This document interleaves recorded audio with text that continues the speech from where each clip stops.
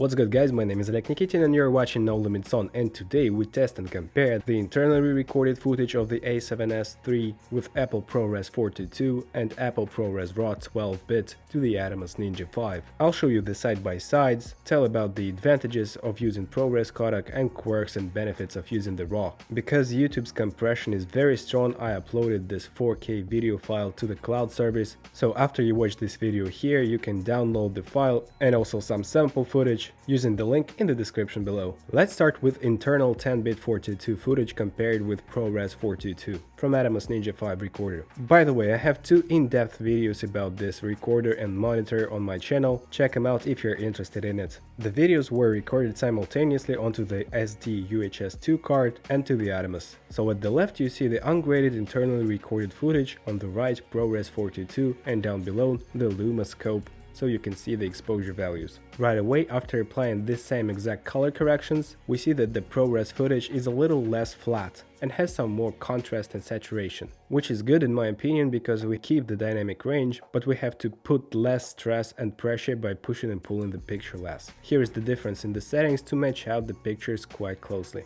Feel free to pause the video to pixel peep or to read the settings carefully.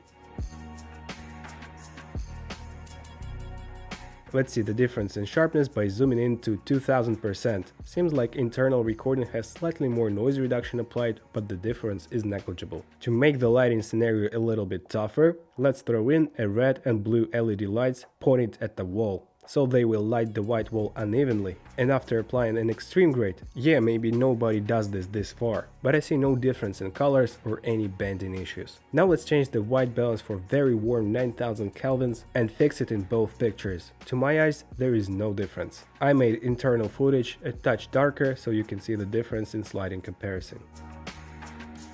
The same works for 3000 Kelvin, very cool white balance. It corrects perfectly fine on both.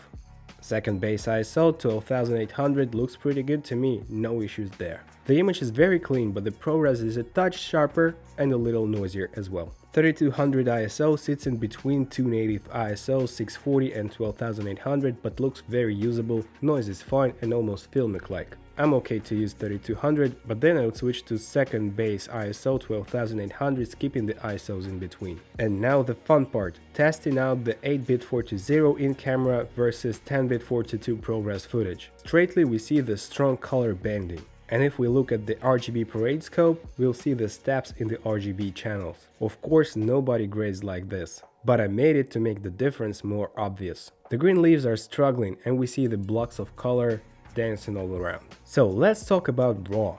Yes, it's a 16-bit RAW linear signal, which is converted to 12-bit S-Log3 as Gamma 3 Cine without losing quality, and it's essentially the same thing. I'll leave a link in the description below for my fellow YouTube creator, where he is explaining this thing in detail. You have 24, 25, 30, 50 and 60p as frame rate options, no 100p or 120p or any S&Q modes though. You have to select the frame rate in a separate menu for RAW output settings, not in the usual menu.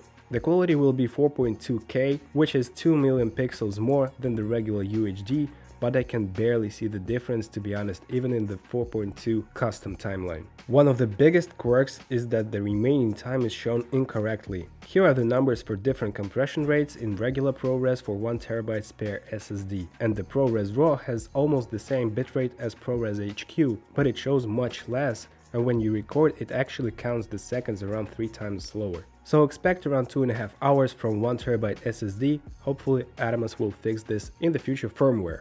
Some other caveats: you cannot adjust the brightness of your camera screen or viewfinder or change the tint of it. Steady shot active will be unavailable, and also the RAW clip does not contain the gyroscopic data for Catalyst Browse software stabilization. You can still choose whether you record 10-bit or 8-bit internal backup footage, but it can be recorded only in S-Log3, so stick to the 10-bit please. When RAW recording is on, you can record internally only in XAVC S4K or XAVC SI 4K codecs. As I said, the S and Q is unavailable and you'll see the sign not RAW input on your Ninja 5. The camera will show that you shoot in picture profile off, and the picture profile setting and the creative look setting are unavailable, but you should know that you'll be still recording only in S-Log 3 no matter what's written on the screen. Now let's jump into Final Cut and go to extended settings right here. Then click RAW to LUT conversion and choose the established parameter. Also, you can choose a LUT to be applied, but if you're overexposing an image for 1 or 2 stops for better noise performance, the picture will be blown out.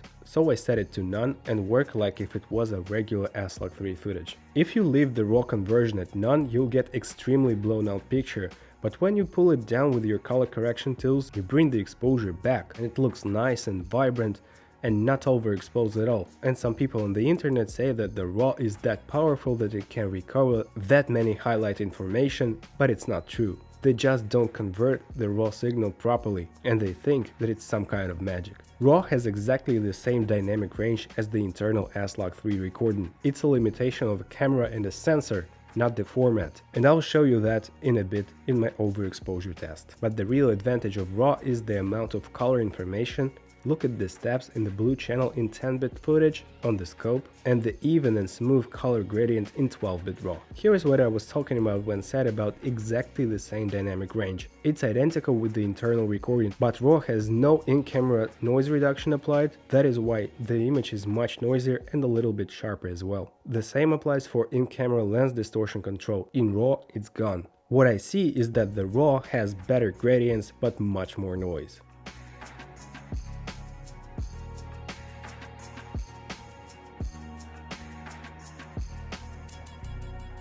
The 4.2K resolution shows very small difference in my opinion.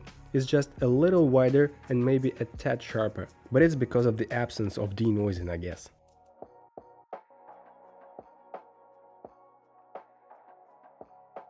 In extreme grading test, the red and blue gradients are almost identical with in-camera 10-bit footage, but RAW has tons more noise and colorful or chroma noise. When you expose correctly at plus 1.7 or 2 EV, the ISO 25600 is pretty clean on both pictures, and sorry for a piece of dust on the lens. And the noise in RAW when exposed properly is not an issue. But when you underexpose, it's a different story. The colored noise of RAW is just unusable when underexposing.